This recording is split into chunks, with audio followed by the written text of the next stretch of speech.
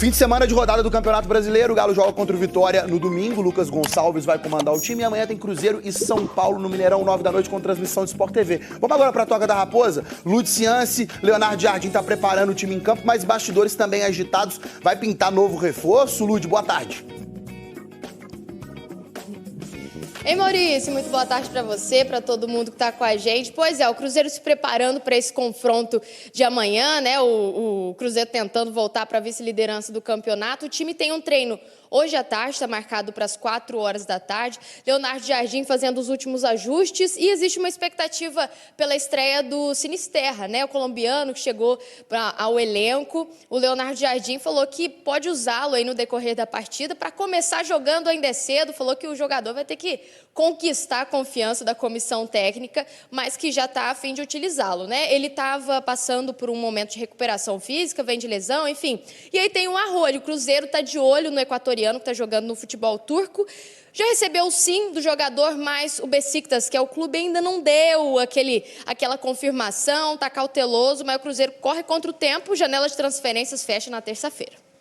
O atacante Kenny Arroio, do Besiktas, pode reforçar o Cruzeiro, inclusive hoje mais cedo, né, Valu? O Daniel trouxe a informação, mas você tem outras também sobre o Arroio. E aí, Valuzeiro?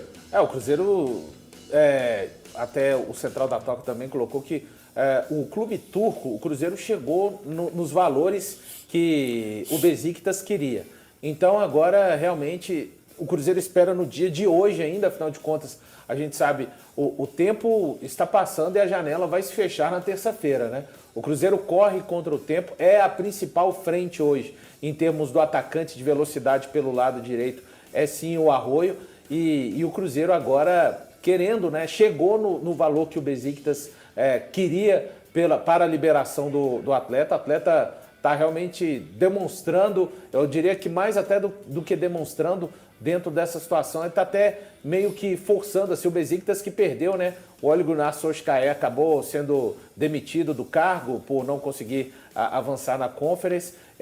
Eles vão ter um técnico novo chegando por lá, então o Cruzeiro querendo essa resposta logo porque o tempo está realmente passando, a janela vai se fechar na terça-feira, mas há um certo otimismo a essa altura com relação à contratação do Arroio. Lépido. Ó, nós vamos continuar falando do Cruzeiro e falando do Arroio. Diz que planeja utilizar o atacante Sinisterra contra o São Paulo, né? Então vamos conferir aí o ídolo de Léo Jardim. O Sinisterra é um jogador que nós contratámos, um jogador que veio com algum déficit físico, porque ele teve uma lesão na pré-temporada no tornozelo, teve 4 semanas parado, voltou a treinar 3 dias antes de vir para cá, neste momento está com uma semana de treinos, vamos ver o São Paulo, não para entrar de início, mas pode ser uma opção para entrar no jogo, vamos ver a condição dele e depois vamos apostar naquela semana de paragem para ver se conseguimos aumentar os níveis e a condição dele para que ele nos ajude. Importante, não lesioná-lo, ok? Que ele está a chegar a não lesioná-lo, não pôr uma pressão em cima que temos um plantel, ninguém chega ao plantel do Cruzeiro para resolver os problemas. Toda a gente que chega ao Cruzeiro é para ser mais um, ok? Mais um, para ajudar, para ser uma solução, até pode ser titular, mas tem que provar isso quando cá tiver. E é essa a nossa ideia, acreditamos muito no jogador, por isso é que fizemos um esforço para ele vir e tivemos um mês a trabalhar para ele aceitar, porque acreditamos que é um jogador que vai nos dar outras valias à equipa, valias diferentes, principalmente em termos técnicos, nas situações de 1 para 1, é um jogador diferente daquele que nós temos e nós procuramos, e já vos disse isto N vezes, que eu como treinador não quero muitos jogadores iguais, eu quero jogadores que permitam à equipa alternativas técnicas, alternativas físicas, alternativas estratégicas e isso para mim é que é importante. A prioridade é você aqui nesse programa. Não todos que isso aí é uma aula, né, irmão? Até porque o Isso é uma HG... aula, né? Gente, eu sei que vocês ficam irritados aí, entendendo. vocês que acham que a gente fica aqui puxando o saco de graça, mas não é. Quando o trabalho é bem feito, não tem jeito, tem que elogiar. A inveja é pesada. Se um dia... Como é que é o negócio? Quando o trabalho é bem feito... A inveja é pesada. A inveja é pesada. Então é o seguinte, nós não temos aqui presta atenção no que eu vou dizer, nenhum desconforto em elogiar ou criticar quem quer que seja.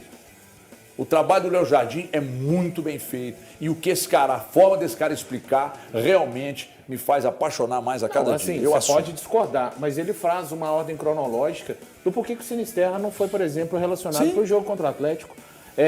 Fala do tempo que ele ficou fora, né, se recuperando de uma lesão no tornozelo, que ele estava treinando 3 dias antes dele viajar para o Brasil. Aqui ele realiza 2 treinos, ou seja, seriam 5 treinos, né, mais com uma viagem no meio aí, para levá-lo para o jogo contra o Atlético. Que pode ser que ele ganhe minutos contra o São Paulo, e eu acho que vai ganhar, tá? Alguns minutos contra o São Paulo, mas que o enfoque mesmo, ele foi fazendo cronologicamente. É a semana de parada, a semana da data FIFA. Para aí sim ele ganhar, não quer dizer que ele vai estar no melhor dele, mas também não vai estar tão atrás quanto ele está em termos de trabalho hoje, a gente comparando com o restante do grupo.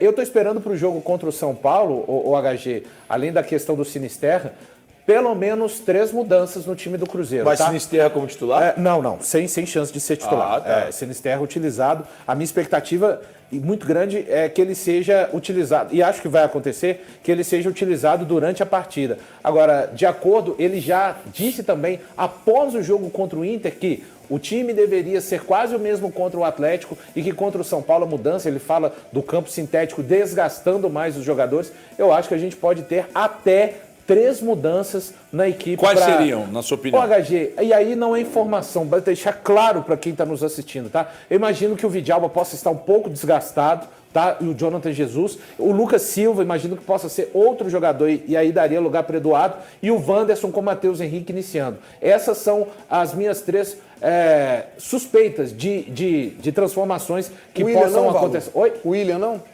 Não, o William não, até porque o William não tem outro lateral agora no momento, Mas entendeu, aí você Breno? poderia colocar, de repente, o Romero por ali. Mas aí é mexer no meio campo. O Jardim, ele procura mexer o menos possível. Ele é muito dessa política, principalmente com relação ao meio campo. Tá doido pra perguntar do Gabigol aí, né? Não.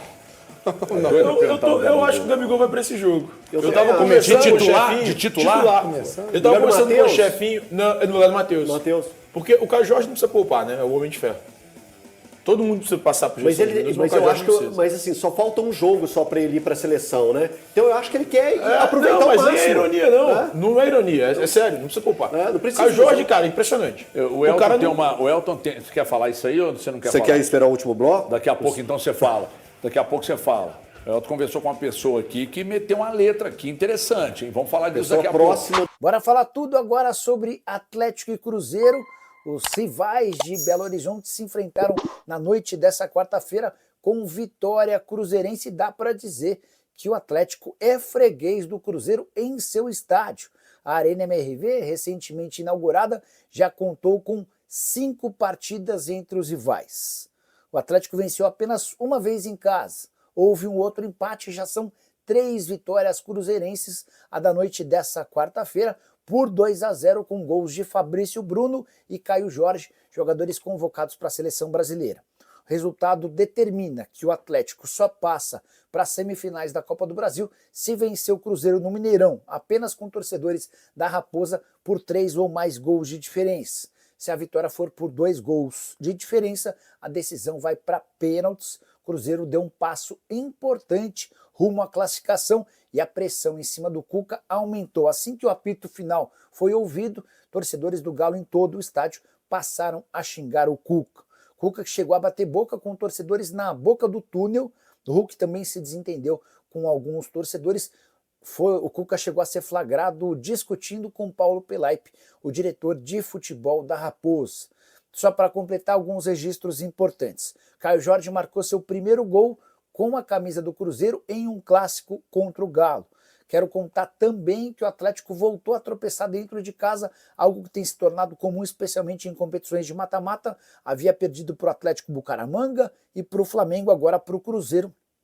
A única exceção em jogos de mata-mata recente foi a vitória de virada contra o Godoy Cruz. Pergunta que eu deixo para você, torcedor do Cruzeiro, a Raposa já passou? Para você, torcedor do Atlético, já está na hora de discutir o futuro de Cuca ou não? Gostaria de saber a sua opinião no espaço para comentário, beleza?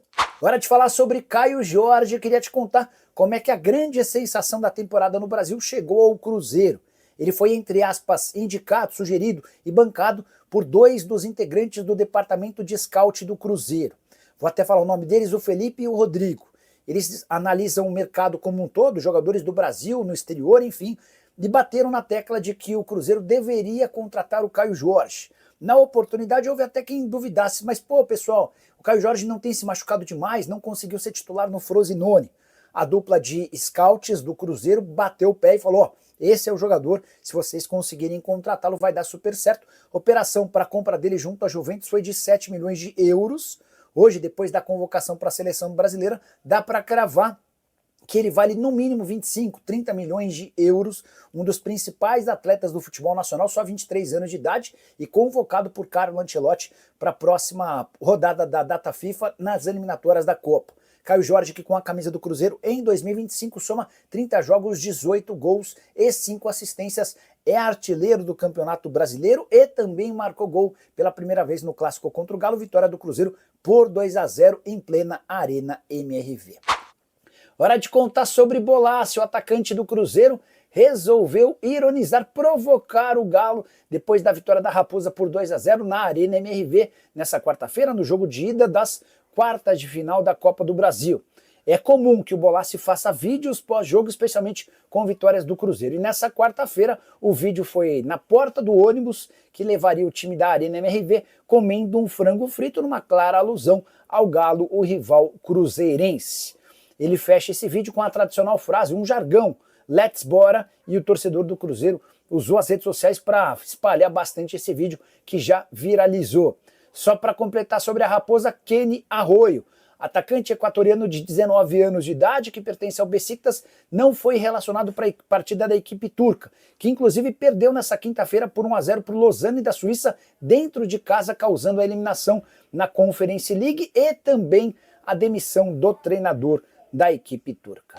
Hora de falar sobre a Raposa. Com uma novidade importante, o Cruzeiro alcançou seu recorde de sócios torcedores, vi na manhã dessa sexta-feira, que já são 90.590 sócios torcedores.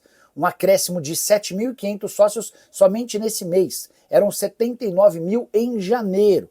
O Cruzeiro vem num escalonamento de crescimento, chegou a bater 85 mil sócios torcedores durante o primeiro semestre, especialmente pela empolgação de reforços como o do Gabigol. Houve uma pequena perda, mas esse número foi recuperado, especialmente por conta dos resultados no Campeonato Brasileiro. E a curiosidade vem agora, enquanto dono da SAF do Cruzeiro, Ronaldo Fenômeno batia na tecla da necessidade de o Cruzeiro chegar a 100 mil sócios torcedores, era o grande objetivo dele. Ele passou longe dessa meta, que deve ser alcançada muito em breve por Pedro Lourenço, o novo dono da SAF. Cruzeiro que hoje tem o 6º maior programa de sócios torcedores do país. Primeira colocação para o Palmeiras, 184 mil. Segundo lugar para o Internacional, 150 mil. Terceiro lugar para o Atlético Mineiro, 114 mil. O Grêmio aparece em quarto com 104 mil. O Flamengo é o quinto com 100 mil. O Cruzeiro é o sexto com 90 mil sócios torcedores. E aí, torcedor, espero que tenha gostado do vídeo. Deixe sua opinião nos comentários. Não esqueça também de deixar o like no vídeo, se inscreve no canal e ativa o sininho, porque aqui você acompanha em primeira mão todas as movimentações do Cruzeiro dentro e fora de campo. Então, se eu fosse você, me inscrevia para não perder nada. Um abraço e até o próximo vídeo.